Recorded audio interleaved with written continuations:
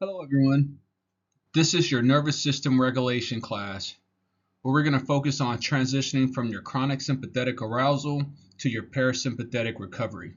So what does that actually mean? Well, the short of it is your autonomic nervous system is built on your sympathetic nervous system, which is your fight, flight, or freeze, and then your parasympathetic nervous system, which is responsible for your digestive system, your ability to sleep and relax. We're going to explore that today. So the class objective today is to successfully transition the body and the mind from the chronic sympathetic arousal state, which is the fight and flight response, to the parasympathetic recovery, which is the rest in the digestive state. Right? The class overview today is we're going to focus on these 6 highly effective scientifically backed techniques to regulate your nervous system. These tools are designed to help you regain control, reduce panic, and promote deep physical relaxation.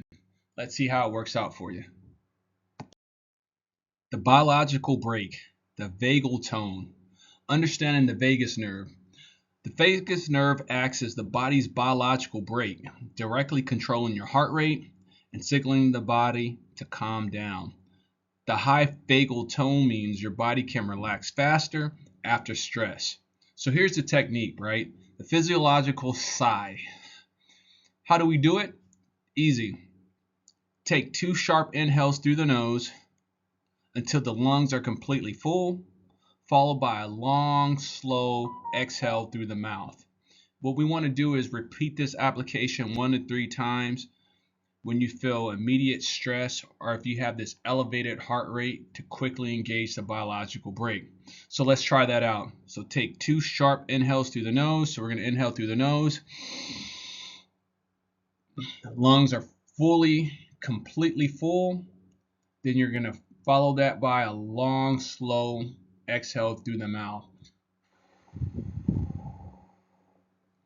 And what I like to tell my clients to do is imagine on your chin that there's a level of water that goes from your chin parallel beyond, right? And imagine that there's this paper ship right in front of your lips, close to your chin. So as you inhale, fill the lungs up, and through your mouth, you're going to exhale and you're going to try to blow that paper ship away from you. So inhale through the nose, and then we're going to exhale through the mouth.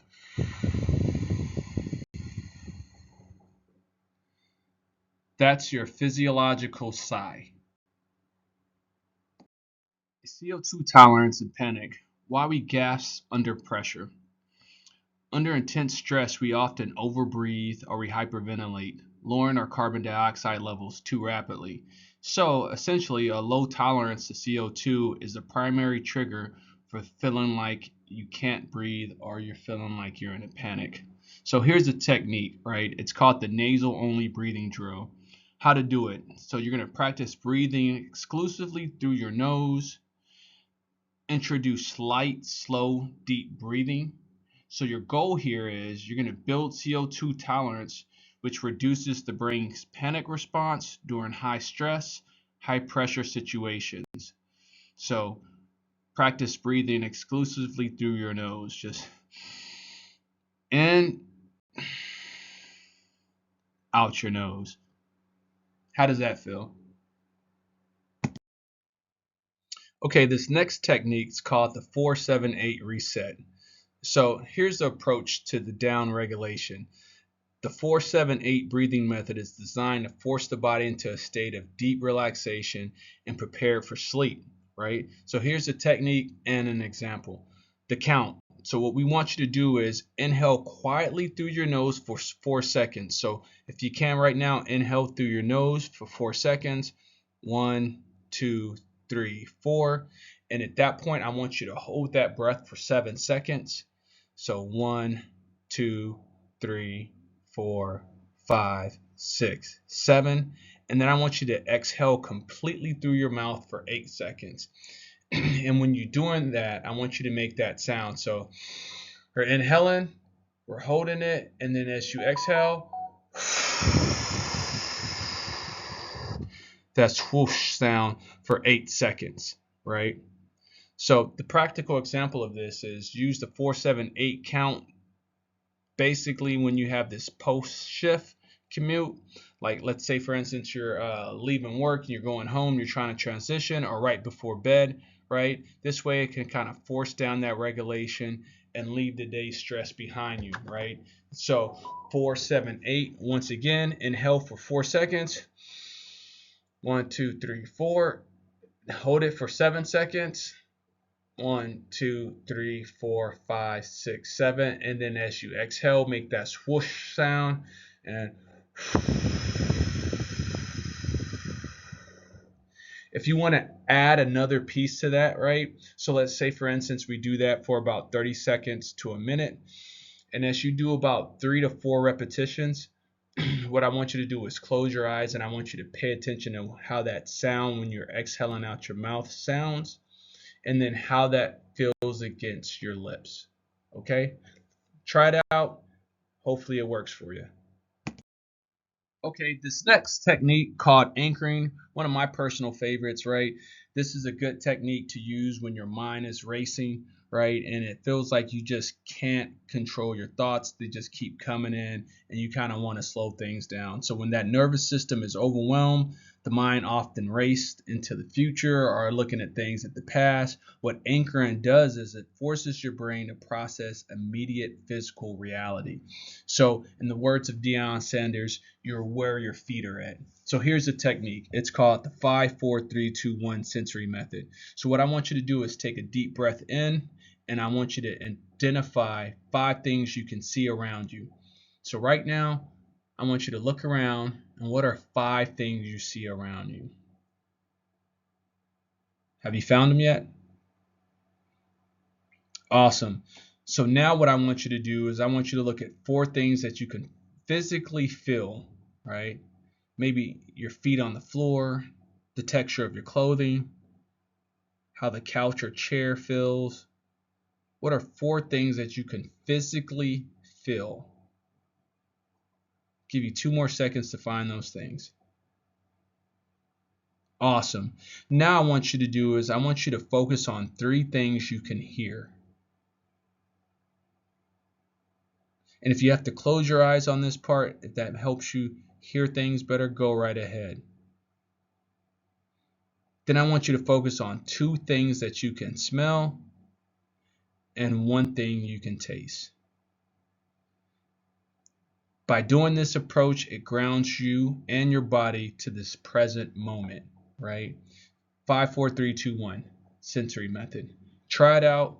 And here's the cool thing. You can mix up the variation. So you could start off with 5 things you see around you, or you can start off with 5 things you can taste, right? So you can switch it up to your liking. Try it out. Let me know how it works. All right, this next technique is called the thermal shock therapy. So just so you can conceptualize this concept, let's just say, for instance, it's the winter time, you're walking across some ice, and then you fall in the ice. What do you think your body's going to feel? Are you worried about the sun that's actually shining? Are you worried about what's actually going on at the house? No, at that moment, what you're going to be worried about is the coldness that you feel, right? So for this thermal shock therapy, what I want you to do is I want you to focus on resetting that nervous system, right? So this is a brief, intense cold exposure that triggers the mammalian dive reflex, which immediately shifts the blood and forces you into that parasympathetic activation. So here's the technique. Let's try it.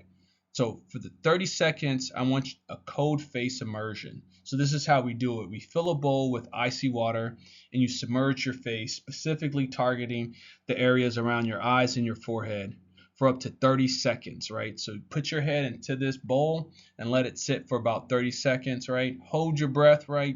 Let's not drown ourselves. Let's be safe as we do it. And then after that, pull your head up. And then I want you to focus on how you're feeling, how your face feels. And if that method doesn't work for you, there's an alternate approach by splashing cold water on your face, or you can hold an ice pack underneath your eyes, right?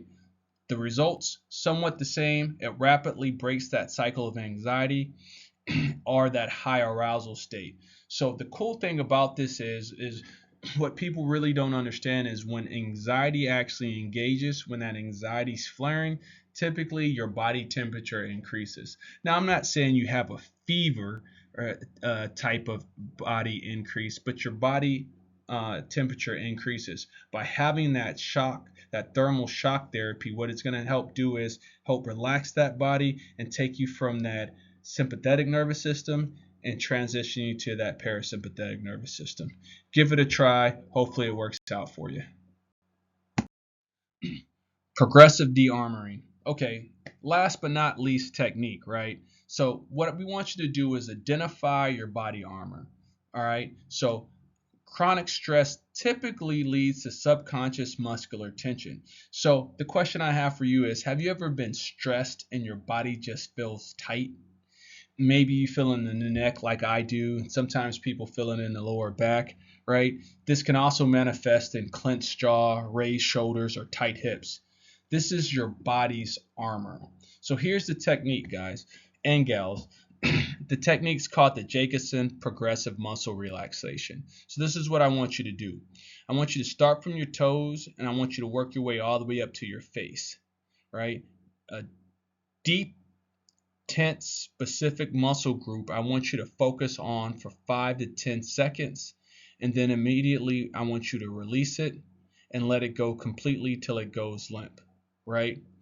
So what you'll notice is this contrast between tension and relaxation. If done effectively, what you're doing is you're teaching your body how to drop its physical armor. So another way to actually look at this is I like explaining it to my clients. We're going to start from your toes and work your way up to your jawline. So for 5 to 15 seconds, I want you to actually clench your toes as hard as you can. And let's just say you do it for 15 seconds and then you relax it, right? And then you're going to go from your calf muscles, do that for 5 to 15 seconds. And then you're going to relax it. Then you're going to go for your quads and your hamstrings, your glutes,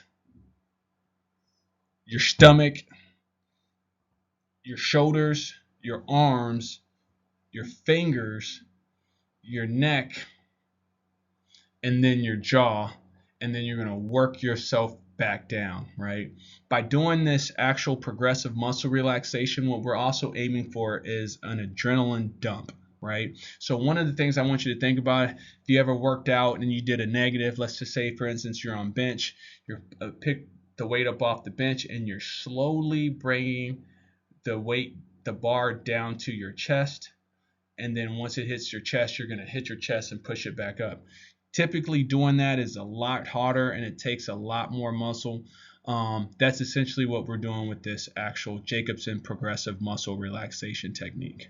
Give it a go. And like all these techniques, right, try it, and if it doesn't work the first time, try it again. And if you need to, do a little bit of research, look online, maybe look on YouTube, look on social media outlet that actually has videos, and you can see other people doing it, and that way you can incorporate it into your actual activities.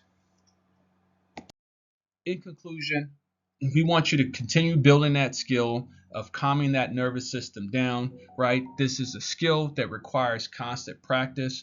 The best technique I can give you is pick 1 or 2 of these techniques and master them, right? Do them routinely when you wake up, during the middle of the day, maybe even before you go to sleep. And the more and more you practice it, the better and better you get. So my question to you is this: what situations trigger that sympathetic arousal the most for you? And which technique feels most applicable to your daily life? I want you to think about that, and I want you to try applying it. Till next time, keep learning, have fun, good luck.